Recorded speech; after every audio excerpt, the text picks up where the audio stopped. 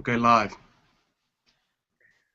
Well, hello, I'm Dr. David Winter, internal medicine specialist at Baylor University Medical Center in downtown Dallas. This is another edition of Healthy Hangouts sponsored by Baylor Scott and White Health. And joining me today are two internal medicine colleagues, Dr. Rainer Caton. Morning, Rainer. Good morning, David. How are you? I'm very well. And your brother, Dr. Roger Caton. Morning, Roger. Good morning to you, sir. Okay, now you've got the pink tie. Rainer, you've got the blue tie. I'm going to try to keep you guys straight this morning. So here's the topic. Men are more difficult to get in to see the doctor than women. Let's talk about that. I have trouble getting men to make their annual physicals or to come in for a checkup, or even to come in when they have a complaint, unless their wife or their spouse or their girlfriend pushes them in or drags them in. What about you guys? Rainer? Speaking as a man, I know it is very hard to come into the doctor's office without your spouse pushing you in, mainly because I think most of us feel like if it's not broke, don't fix it kind of thing. And the problem with that, Roger, some of these guys miss the opportunity for early preventive care. Talk about that.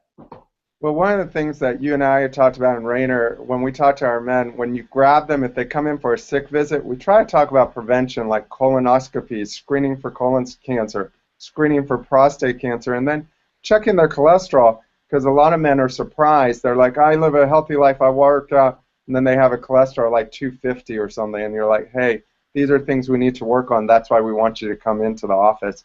But people, I mean, most men once think we're lions, hear me roar, you know, like from the Katy Perry song. I'm the man. There's nothing wrong with me. And so it's very hard to get a man into the office. It's an important point. In this country, colon cancer is disappearing in folks who have regular colonoscopies. The deal is that colon cancer starts as a small polyp. Get a colonoscopy, take those polyps out, you don't get colon cancer, but sometimes men don't come in frequently enough. That's the problem with early detection, early prevention. Rainer? I tend to agree with you wholeheartedly. Most of my patients that are men, we sit there and we discuss this when they get in here. Like Roger said, even if it's for a sick visit, we go. That's one reason we go over all preventive care, even during a sick visit, to kind of bring home that point that you just said, is that if we can hit this early, prevent it early, then good things happen. We can prevent a really major colon cancer. And most men, I've had two recently that came in, that we found colon cancer early, and there's surgical cures now, so they should be good for about 10 years, you know, hopefully without anything else. And if you don't catch colon cancer in time, it's deadly. They last 3, 4, 5 years, but they invariably die if it's spread beyond the wall of the colon into the lymph nodes. Here's another one, prostate cancer. Men say, I don't like that prostate exam, just do the blood test, the PSA blood test. But there are pretty good articles out there to show that there are some folks that have no nodule, nothing on exam, but the PSA is high, and vice versa. PSA may be normal and there's a nodule. So you got to do both. Roger, you have that problem with docs saying no prostate exam, please? Oh, yes. I mean, in fact, I admit to my doctor a lot that I prefer not to have mine done every year, but I will always say the only way to do it is both, because we use the PSA, as you know, false negatives can occur. We don't really go by the level. And you and I and Rainer have talked about this ad lib with some of the urologists. I don't just use the level, we look at the trend of the level. And if it's going up, then we worry and send them off to a urologist. Now, I personally think it's really important if you have a family history, a father who has prostate cancer, really need to do the PSA level and the exam. And Rainer and I were just laughing. There was a nice gentleman who was 55 that we had yesterday who came in, has seen a doctor every year. He comes in and he's convinced them never to do a prostate exam, and then I forced him to have one yesterday, and he was just funny as you could get about it. You could hear him scream through there, and I was like, okay, I haven't even done anything yet, and Rainer goes, what's wrong with him? I go, it's his first time. We have to get people over that fear, and I mean, I know I have to do it once a year. I have my yearly checkup in July, and I'm sure my doc's going to have a lot of fun with me when I'm like, no, but I'll end up getting it done. You know, even with flu shots, these are going to be coming up in the fall. I have guys that say, you know what, I've gotten the flu shot before. It gave me the flu. I don't want to get one, or I never get the flu. I'm safe from this. But we know that flu shots prevent disease. The flu for a younger person is it's not likely to kill you, but it may keep you out of work for a week. It's important to do these. Plus, you prevent your friends, your family from getting the flu. So men are resistant to flu shots, in my view, more than women. Rainer, is that a problem for you also? What's the deal with men being so stubborn these days? I don't know why men are so stubborn these days. My wife could give an answer to that. However, with the flu shots, I agree with you. Men predictably are a little bit more hesitant to have the flu shot than women. Why that is, I don't know. One thing I know you do and I do is we kind of try to convince our men that, especially my single dads, I go, look, how are you going to take care of your kids if they get sick and you get sick from them, or you get sick and you give it to them? I mean, neither one is a good option. And usually selling that option about taking care of their kids, they'll go for it. Now the single guy, he's usually like, I'm fine. Why should I do anything? And I'm like, well, do you go out to the movie theater? Do you go out to dinner? Then you're exposed. So you should take the flu shot. And usually I can sell it on that. Sometimes not. Another thing for me is the control of high blood pressure. And looking across all of our partners, we study folks and make sure we're doing the right thing with preventive health and with treating chronic diseases like high blood pressure. It looks like that women are better controlled than men, which tells me they're more compliant. They take their medicines more frequently, come in more often to make sure they're checked and the blood pressure is treated with the right dose, the right types of medicines. So even there, high blood pressure is a disease that causes problems decades down the road, heart attacks, strokes, sometimes even amputations. Well, that occurs because they haven't had their blood pressure controlled. So you don't know until you've been a long way down the road before you find these terrible complications. So control of chronic diseases is also an issue I find with women, of course, but even more likely with men. Roger, tell me what you think. What's your experience with that? I will say with high blood pressure, one of the things that most men like to do is they like to have access to our emails and give me charts, like Excel charts, and tell me, okay, my blood pressure is only high because I'm in the office.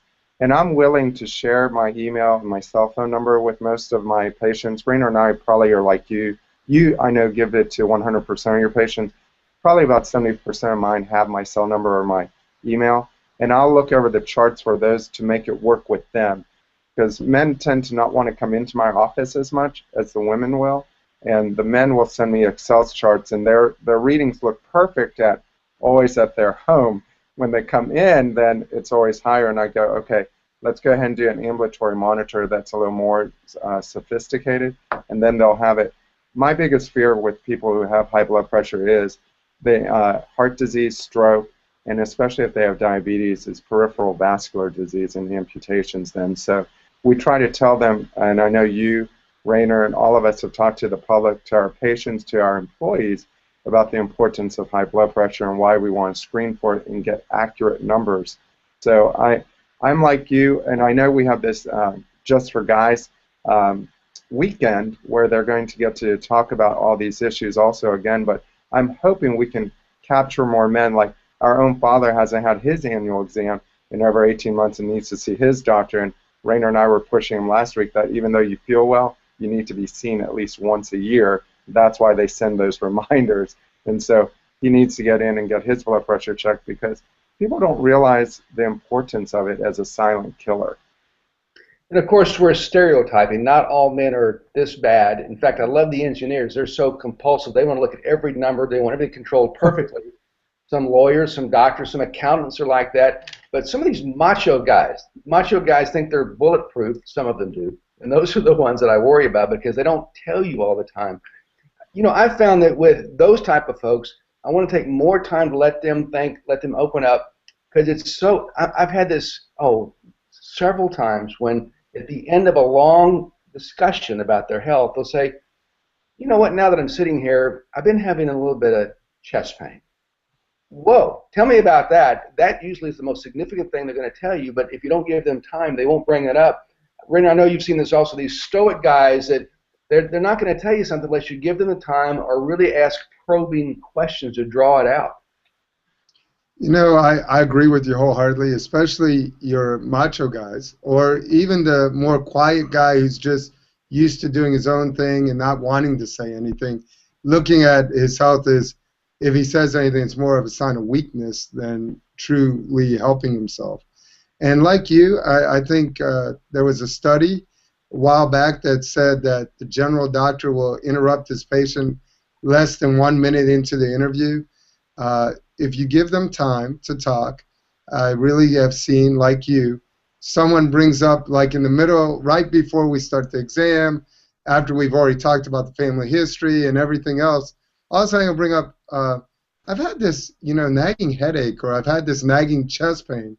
And like you said, the things that really can catch us, and as Roger said, is hypertension, hyperlipidemia, the silent killers that lead to the heart disease, the strokes, the amputations, the peripheral vascular disease.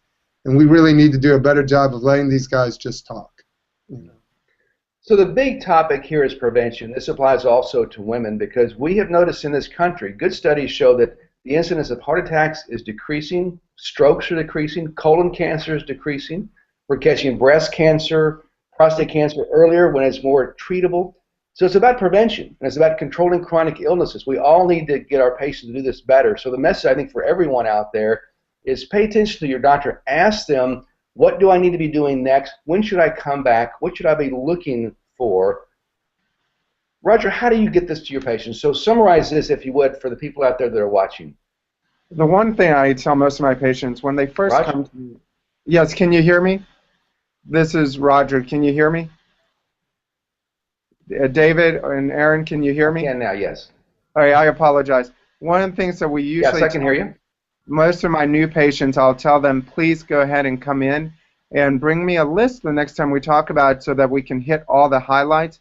And then we give them a list of things that I want them to work on, like if it's diet, if it's exercise, I give them a goal, 1 pound a week if they're trying to lose weight. Maybe some of the people are trying to lose 20 pounds. We try to discuss which way we want to do it. I don't encourage a lot of people to do fast exercise. And then one of the other things that we are usually talking about is in regards to, for men specifically, it's about erectile issues and stuff, and they don't open up about that on the first visit usually.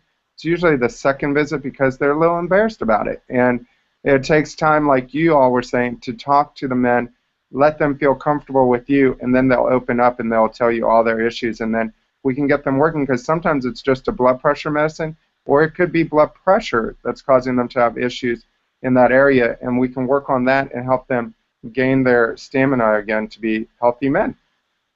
Good summary, Roger. Looks like we lost your brother, Rainer. Rainer, I'll talk to you later, but for you out there watching, thanks for watching another edition of Healthy Hangout.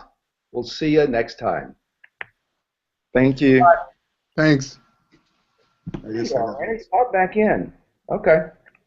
Yeah, we had a